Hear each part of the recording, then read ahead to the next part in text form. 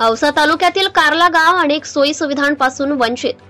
गेल्या कित्येक वर्षांपासून भारत देशाला विकसित विकासात्मक देश बनवण्यासाठी अनेक स्तरावरील विकास कामांना प्राधान्य दिले जाते, परंतु ग्रामीण भाग व ग्रामीण भागातील जनता अजूनही दैनंदिन सोयी सुविधांपासून वंचित असल्याचं दिसत आहे।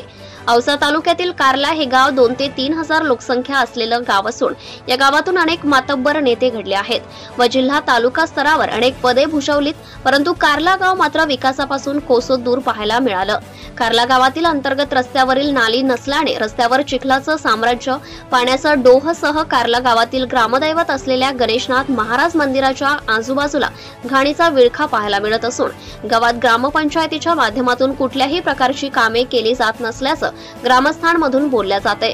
गावातील ग्रामस्थांच्या आरोग्यासाठी बसवलेले सरकारी पाणी फिल्टर गेल्या कित्येक वर्षांपासून बंद अवस्थेत असून याकडे ग्रामपंचायत लक्ष घालत नसल्याचं गावातील ग्रामस्थ बोलत आहेत। लोकांच्या आरोग्याच्या बाबतीत ग्रामपंचायत कुठलेही ठोस पाऊल उचलत नसून कार्ला ग्रामस्थांना दूषित पाणी पुरवठा केला जातोय। याच्या ग्रामपंचायत कार्यालयामधून गावचा कारभार पाहिला जातो। आज त्याच ग्रामपंचायतीची बिकट अवस्था असून भिंती पडलेल्या अवस्थेत, खिडकी दारे मोडकळीस असून ग्रामपंचायत इमारतीवरील पत्रे कुजलेल्या अवस्थेत असून पावसात ग्रामपंचायतीला गळती लागत आहे व ऑनलाईन साहित्य भिजत असून याकडे गावकर्ते व लोकप्रतिनिधी मात्र ग्रामपंचायत दुरुस्ती करण्यासाठी कोणीही पुढे सरसावत नसल्याचंही ग्रामस्थांमधून बोलल्या जाते। कार्ला गावातील लोकांच्या आरोग्याचा विषय ऐरणीवर असून गावात अनेक ठिकाणी घाणीचे साम्राज्य आहे।